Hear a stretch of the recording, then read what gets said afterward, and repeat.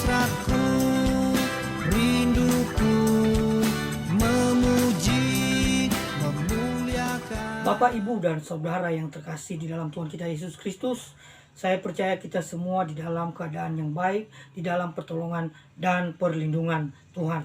Untuk kali ini saya mau mengajak kita untuk mengungkap satu kebenaran Tuhan dalam kitab suci Perjanjian Lama tentang hidup rukun.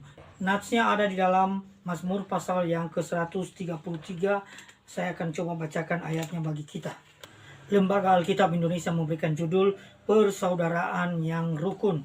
Ini yang saya bacakan ini terjemahan terbaru tahun 2023. Demikian firman Tuhan. Nyanyian ziarah Daud. Sungguh alangkah baiknya dan indahnya apabila saudara-saudara berdiam bersama dengan rukun. Seperti minyak yang berharga di atas kepala meleleh ke janggut Harun, turun ke leher jubahnya, seperti embun gunung Hermon yang turun ke atas gunung-gunung Sion, sebab kesanalah Tuhan memerintahkan berkat kehidupan untuk selama-lamanya. Nah, dari ayat-ayat yang kita baca ini, kalau kita lihat konteksnya, memang persaudaraan yang rukun ini, cara hidup yang rukun antara satu dengan yang lain ini, pertama-tama ditujukan kepada satu bangsa, yaitu bangsa Israel. Kemudian ini bisa juga diterapkan dalam kehidupan orang-orang yang satu kepercayaan, yang satu iman. Namun ayat ini juga meluas, mencakup kehidupan seluruh umat Tuhan, semua mencakup kehidupan semua orang dalam tatanan masyarakat. Saya selaku penyuluh agama Kristen, dalam buku pedoman penyuluhan agama Kristen dikemukakan di situ bahwa ayat-ayat yang barusan kita baca, persaudaraan yang rukun ini sungguh-sungguh mencakup kehidupan masyarakat pada umumnya. Jadi oleh sebab itu kehidupan yang rukun yang kita mau bahas di sini pertama-tama memang untuk sesama orang Kristen. Namun dalam penerapannya, kehidupan yang rukun ini mencakup seluruh tatanan masyarakat. Kita hidup di tengah masyarakat yang majemuk. Kita harus hidup berdamai, hidup rukun. Dari ayat-ayat yang barusan kita baca, ini suatu ayat yang indah, ini suatu ayat yang baik, ini suatu kehendak Allah dalam kehidupan kita. Ini kebenaran Tuhan, ini firman Tuhan yang diberikan untuk kita. Jadi sesungguhnya konsepsi tentang hidup rukun itu merupakan kehendak Allah. Itu adalah kebenaran Tuhan yang kita temukan di dalam kitab suci. Jadi tidak baik, tidak benar kalau ada orang Kristen hidupnya terlalu khusus, terlalu eksklusif, tidak mau bersahabat dengan orang yang beda kepercayaan dengan dia.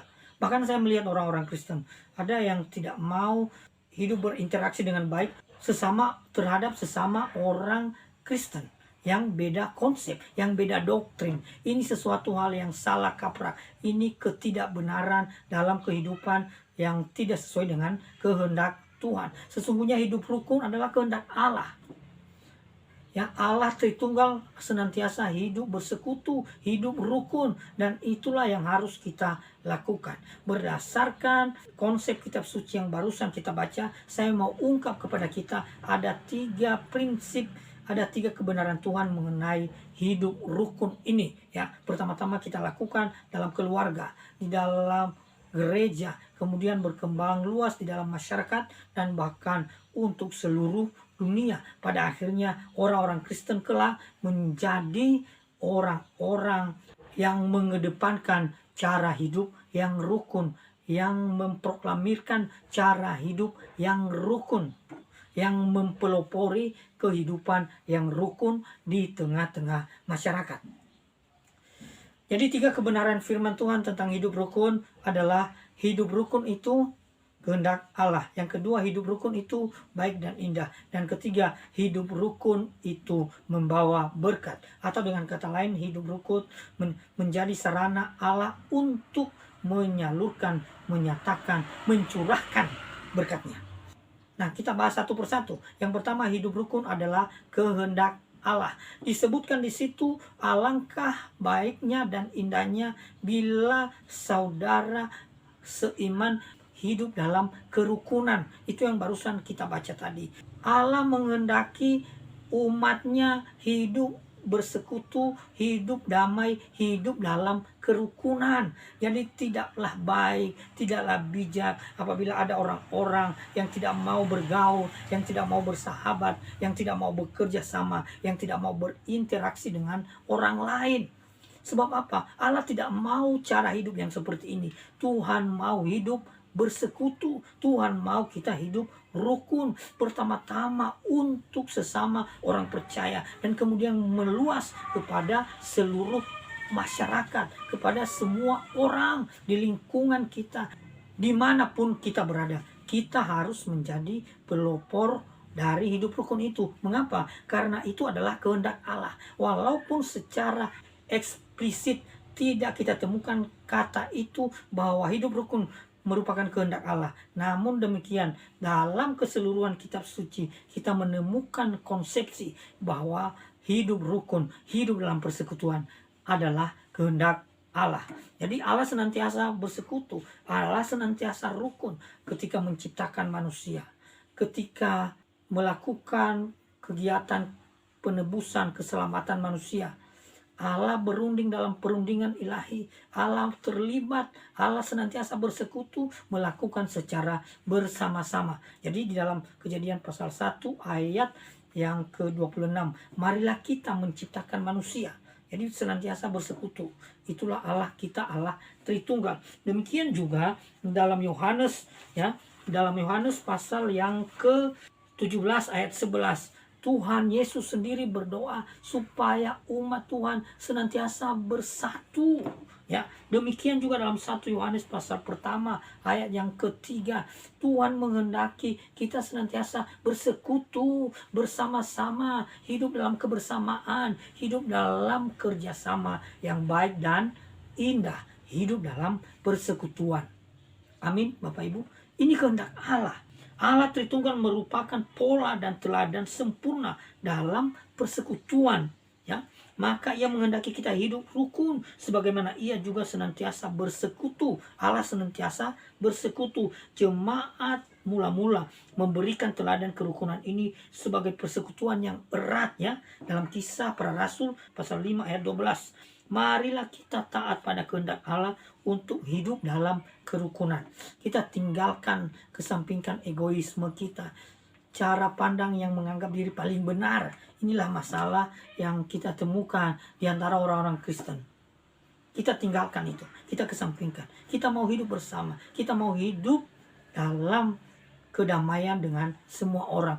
Inilah hidup rukun. Dan ini pun tercantum di dalam cita-cita bangsa dan negara kita. Hidup yang damai, hidup yang makmur, dan semua itu dilakukan di dalam cara hidup yang rukun di dalam masyarakat. Jadi tidak benar kalau kita menghindar, kalau kita tidak mau bekerja sama dengan orang yang berbeda kepercayaan, berbeda agama dengan kita. Yang pertama, hidup rukun adalah kehendak Tuhan. Yang kedua, hidup rukun itu baik dan indah. Jelas-jelas Alkitab mengatakan demikian, ya. Sungguh alangkah baiknya dan indahnya. Jadi hidup dalam kerukunan itu begitu baik dan indah. Tidak bisa dilukiskan dengan kata-kata yang indah sebenarnya. Karena ini jauh masuk dalam hati kita. Kita nikmati sebagai karunia dan rahmat Tuhan. Itu adalah kebenaran Tuhan. Jadi kalau kita hidup rukun, kita menikmati kebaikan, keindahan, dan anugerah Tuhan itu. Ya, karena disebutkan sungguh alangkah baiknya dan indahnya, ya. Kata baik itu dari kata Ibrani tov, itu artinya baik, ya. Jadi hal-hal yang menyenangkan, membahagiakan, memberi sukacita. Yang mana lebih menekankan pada hal-hal rohaniah. Jadi hal-hal membahagiakan, menyenangkan. Itu bisa terjadi, kita nikmati dalam suasana hidup rukun. Kemudian indah itu dari kata Ibrani naim, yang arti dasarnya ialah indah, bahasa Inggris agreeable, pleasant, lovely. Ya. Jadi konsepsinya adalah keadaan yang senang hati, rasa cinta, ada persetujuan, hal-hal yang baik.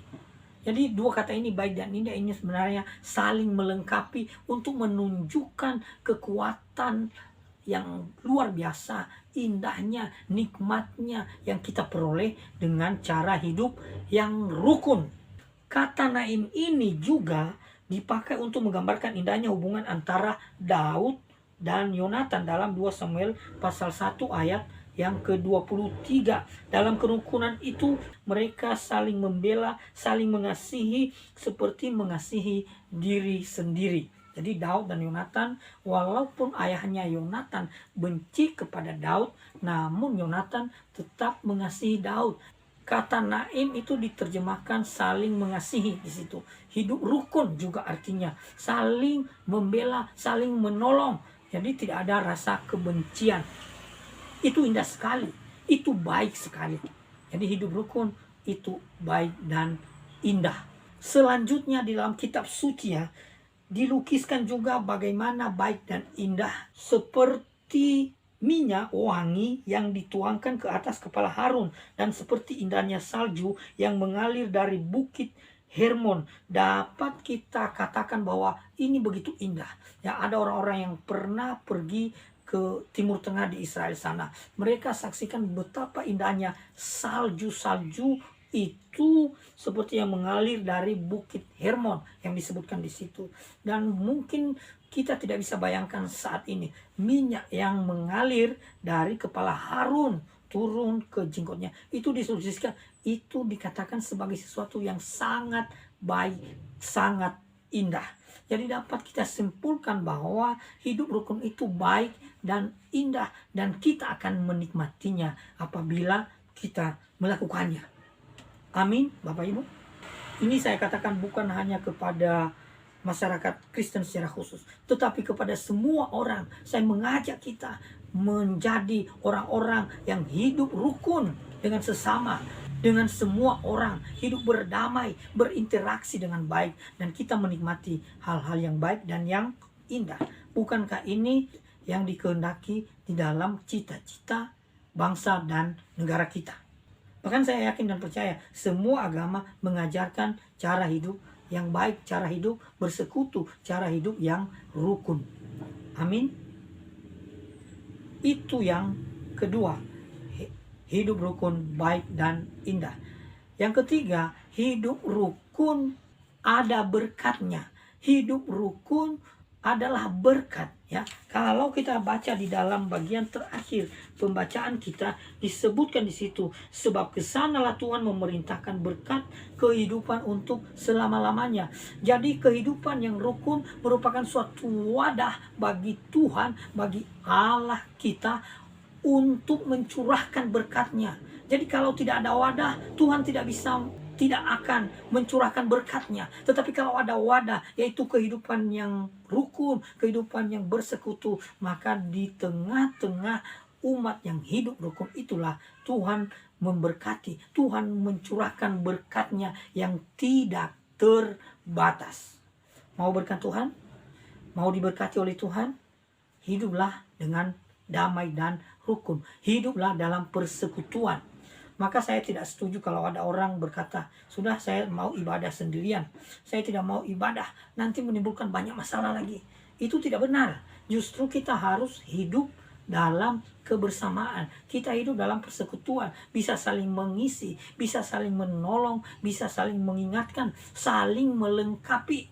Maka di dalam Ibrani pasal yang ke-10 ayat yang ke-25 disebutkan di situ, janganlah kita meninggalkan persekutuan-persekutuan ibadah kita.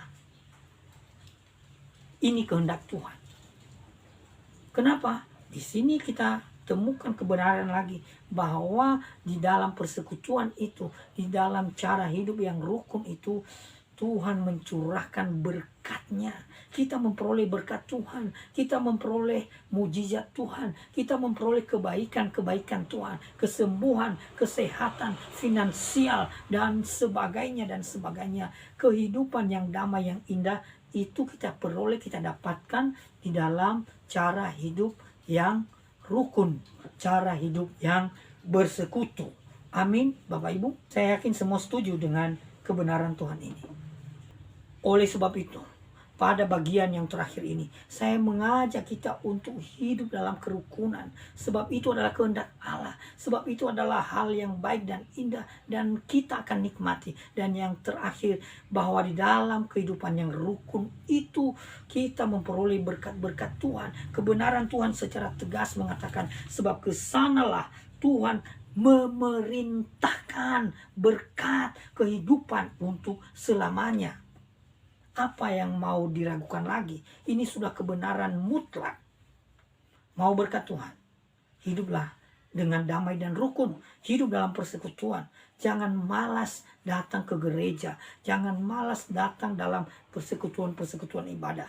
Kemudian dalam kehidupan masyarakat, jangan membatasi diri. Hiduplah berinteraksi dengan baik. Hiduplah dengan damai. Hiduplah dalam kebersamaan. Hiduplah dengan rukun. Maka berkat-berkat Tuhan akan datang kepada kita. Amin, Bapak Ibu. Ya. Dalam kesemuanya itu, kita harus menunjukkan cara hidup yang dikehendaki oleh Allah. Kita memuliakan Allah seumur hidup kita. Amin. Hidup hasratku, rinduku